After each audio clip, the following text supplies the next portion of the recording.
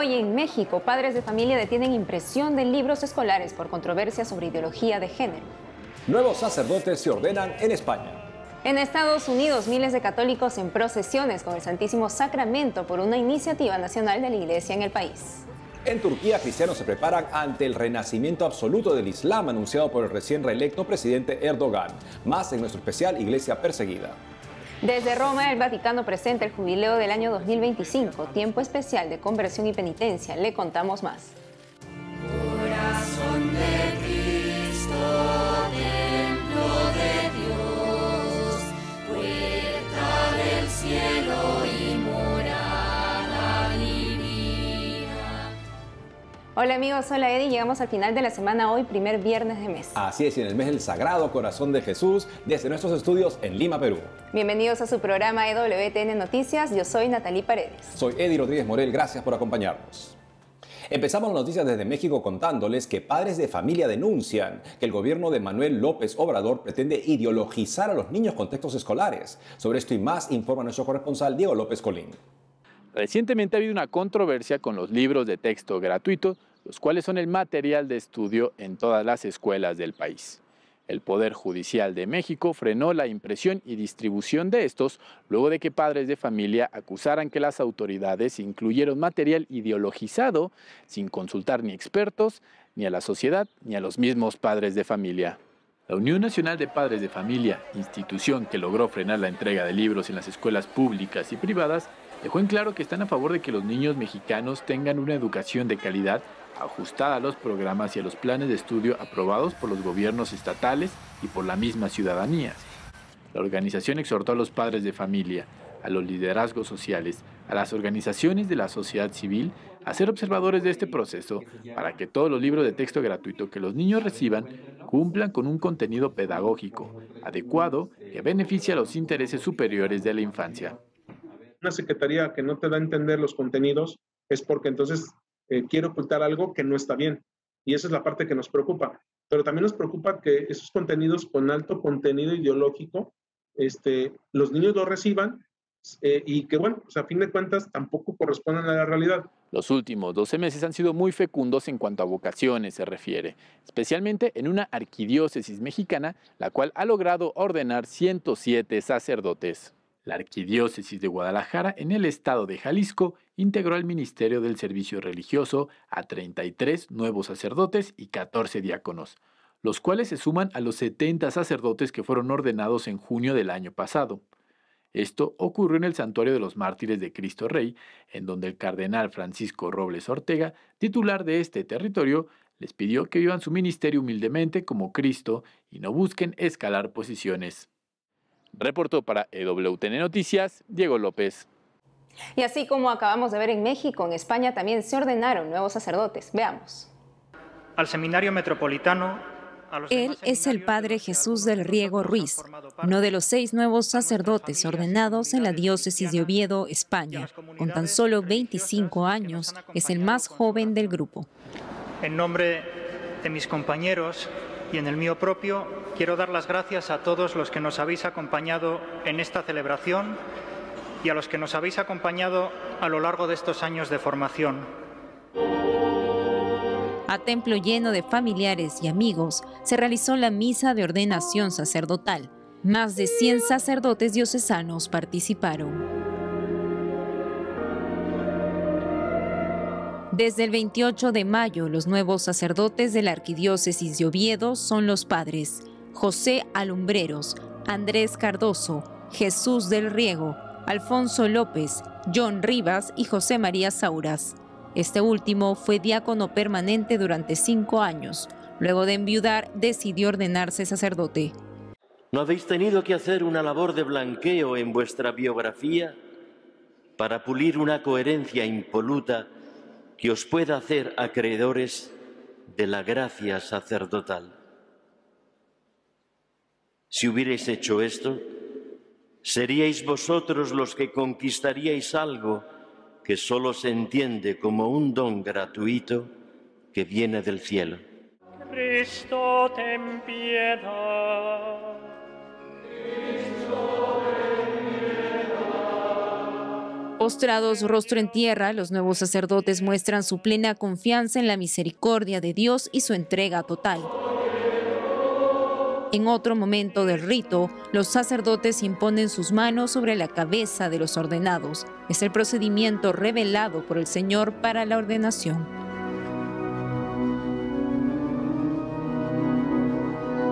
Los 6 nuevos sacerdotes iniciaron sus estudios en 2016.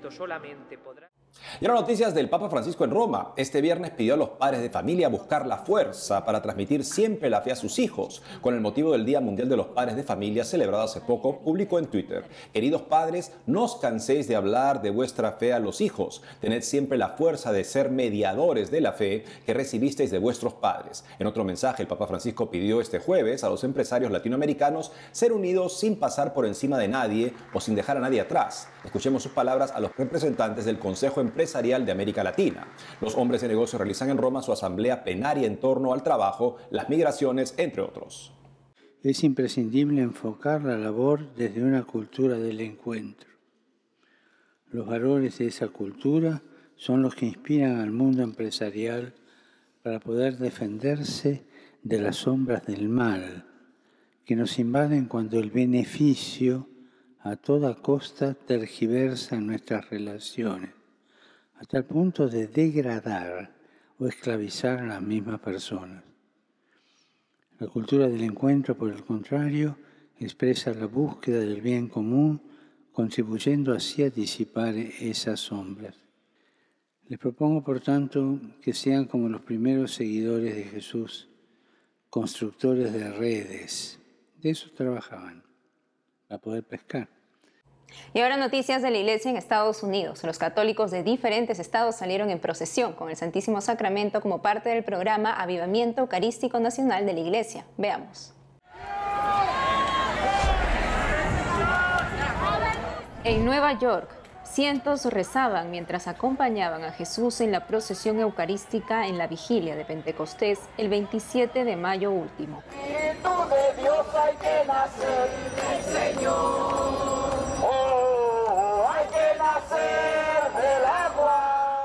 Fueron más de 4.000 en la procesión por Times Square, según la agencia ASI en inglés. La procesión llevó el lema: esta ciudad pertenece a Jesucristo. ¡Esta ciudad es de Jesucristo! Conmovió a los fieles de rodillas ante el Santísimo, en medio de los rascacielos de Times Square. En Massachusetts, los feligreses acompañaron a Jesús Eucaristía con banderas de diferentes países y carteles en mano, el 29 de mayo. Días antes, en Washington, D.C., cientos llevaron a Jesús Eucaristía hasta cerca de Casa Blanca. Hace 2000 años en persona, ellos estaban reunidos alrededor de él.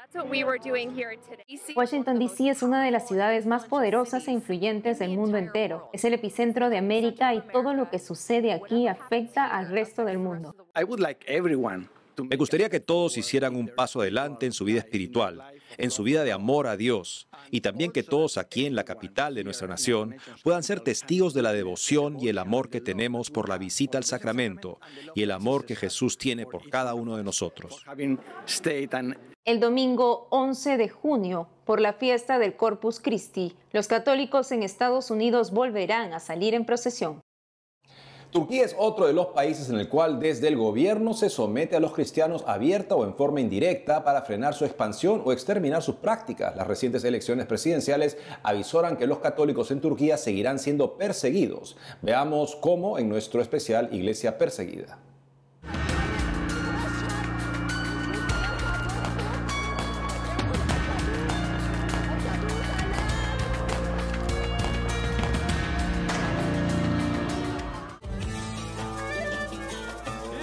Recep Tayyip Erdogan se convirtió por quinta vez en el presidente de Turquía el último domingo de mayo. Lleva 20 años gobernando el país bajo el Islam desde el 2003. Ganó las elecciones con más del 50% de los votos. Los orígenes de Turquía entre Asia y Europa son muy cristianos. La península de Anatolia, que hoy pertenece a este país, es el segundo centro importante del cristianismo después de Jerusalén. Fue una de las primeras áreas de difusión del cristianismo. San Pablo, uno de los más grandes apóstoles de la Iglesia Católica, nació en Anatolia. Sin embargo, el cristianismo fue prácticamente exterminado durante la Primera Guerra Mundial. Desde entonces, el Islam se convirtió en la religión predominante en Turquía. Los cristianos no llegan al 1%. Mucho más del 90% de los turcos son musulmanes y el resto son agnósticos y de otras religiones. La Iglesia Católica cuenta con cerca de 35.000 fieles. En los últimos 20 años, el presidente Erdogan intenta borrar el pasado cristiano de Turquía. En 2020, vía decreto, convirtió en mezquita la antigua catedral de Santa Sofía, que permanecía como museo. Erdogan destacó el regreso de Santa Sofía como lugar de culto musulmán como el primer paso de un renacimiento islámico en Turquía, mientras que el Papa Francisco expresó su dolor.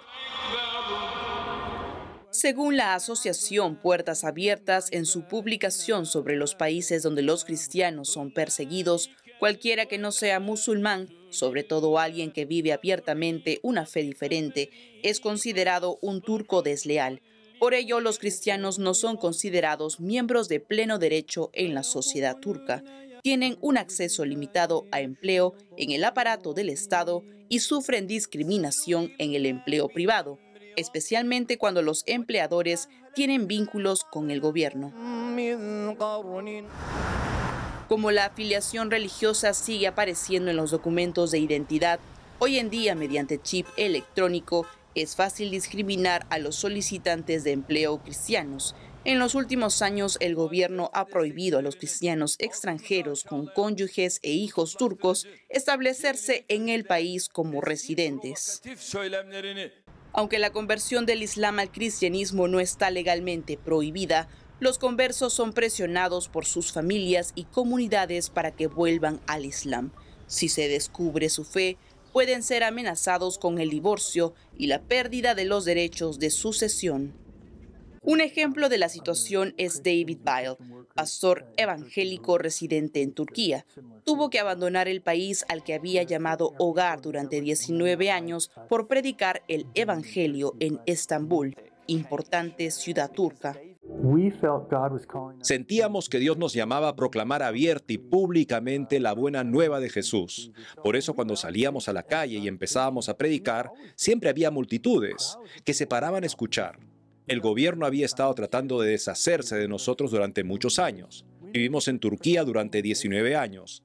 El resto de nuestros hijos, tenemos 5, 4 de ellos nacieron en Turquía o durante nuestra estancia en Turquía, así que para ellos Turquía es su hogar. Ahora me prohíben entrar en el país. El caso de David Bile está siendo defendido por el organismo ADF Internacional, que protege la libertad religiosa. En 2021 presentó una demanda ante el máximo Tribunal Europeo de Derechos Humanos. Turquía ha sido visitada por los 3 últimos papas. Tras el terremoto de febrero último, Cáritas Turquía, organización de la Iglesia Católica de ayuda material ante necesidades, asistió a miles de familias que quedaron sin un techo donde vivir.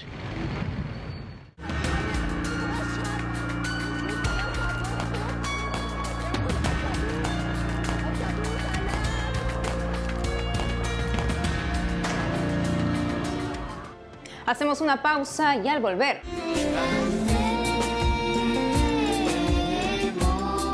Conoceremos a la familia peruana de músicos ganadora de la reciente edición del prestigioso Festival de Canto Católico, Catolifest.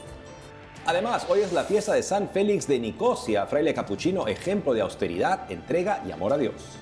Regresamos con más noticias con Enfoque Católico.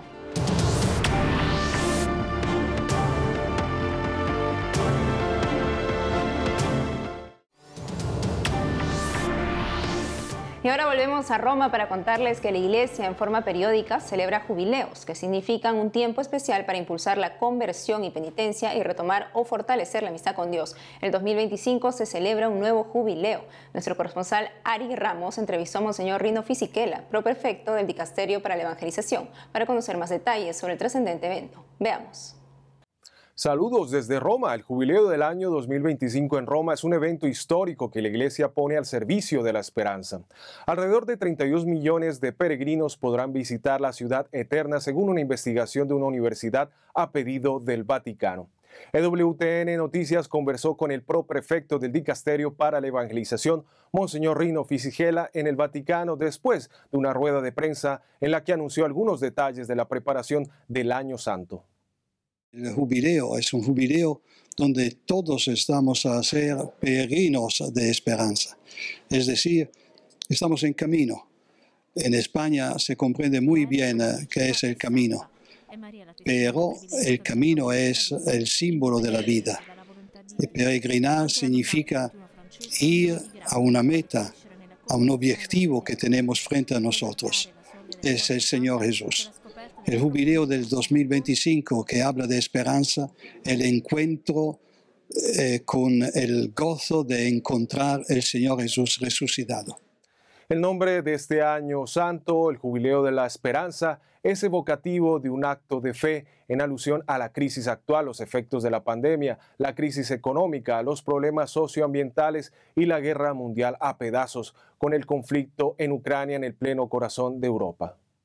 Es un jubileo con el cual queremos mirar a la paz en el mundo, a todo lo que es el sufrimiento de la población, al sufrimiento también de los que están en la condición de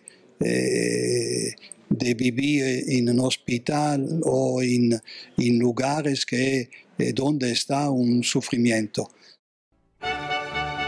El año anterior al jubileo, el año 2024, será dedicado a la oración por la petición del Papa Francisco.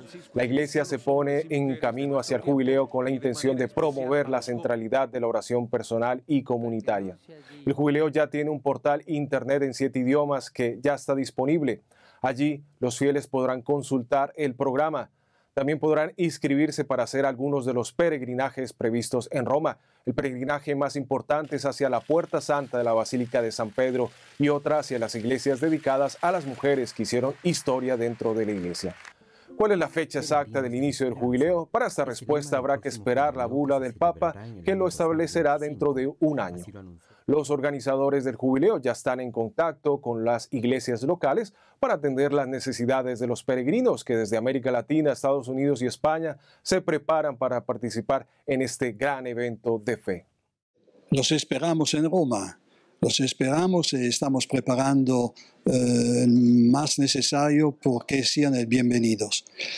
Pero me gusta también decir que con todas las conferencias episcopales de América Latina y también de España está un representante que puede hablar con nosotros, representa la conferencia episcopal y trámite el dicasterio puede comunicar a todas las diócesis de América Latina, de España, los que es la organización que aquí se hace en Roma.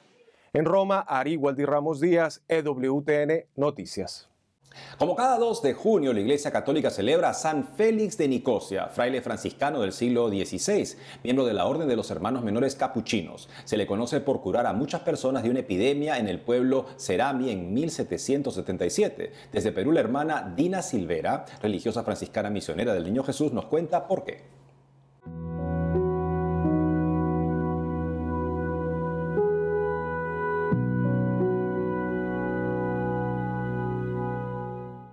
San Félix de Nicosia es un fraile capuchino que nació en el año 1715 aproximadamente en Sicilia, Italia, de una familia muy humilde. Sus padres, la mamá muy cristiana, muy católica, y su papá tenía el trabajo de zapatero. Lamentablemente el papá falleció de muy temprana edad. Él prácticamente vivió bajo el cuidado de la mamá, cuidando a sus hermanos. Y él, cuando ya se hizo grande, tuvo que trabajar el mismo oficio que trabajaba el papá, que era el de zapatero. Su vida fue muy difícil, llena de sacrificios, pero mucha devoción. A la edad de los 20 años, él deseaba, ya desde muy niño, ingresar a la orden de los frailes menores capuchinos. A los 20 años pide, toca la puerta de los hermanos, pero lamentablemente no le dejan entrar a los capuchinos porque era analfabeto, no sabía leer, no sabía escribir. Aparte, en ese tiempo, en el 1700 a 1800, había la dote, algo que tenía que llevar. Como la familia era muy pobre, le negaron también por esto. Pero no por eso no dejó de insistir. Insistió 7 años buscando entrar a la orden de los frailes capuchinos.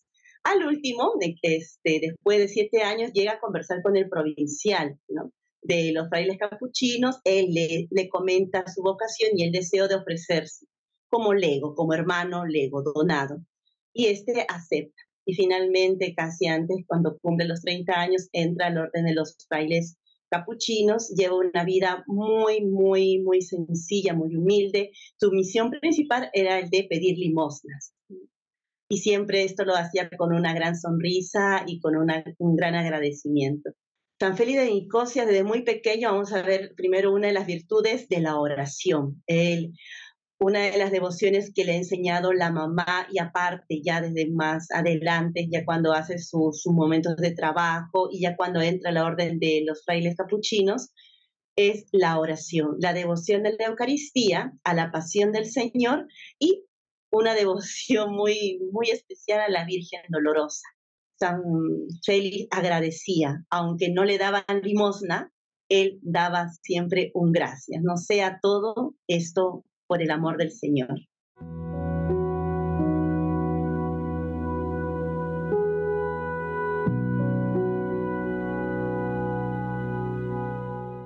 Siguiendo con las noticias, en Perú hay un grupo de música católica formado por una familia que fueron uno de los 12 ganadores del Festival Catolifest, evento realizado por la Arquidiócesis Primada de México. Ganaron con la canción Tiempo de Alabar. Son los Calester, por las siglas de los nombres de los hijos. Vamos a escucharlos antes de hablar con ellos.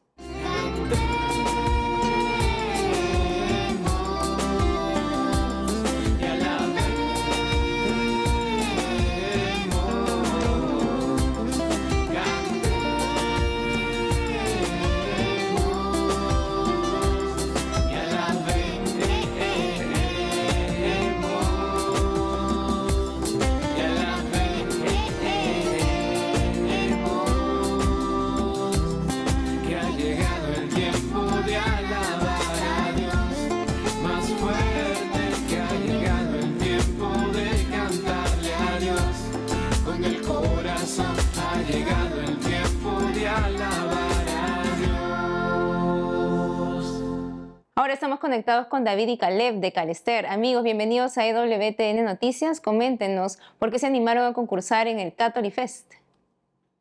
Hola Natalie, ¿cómo estás? ¿Qué tal?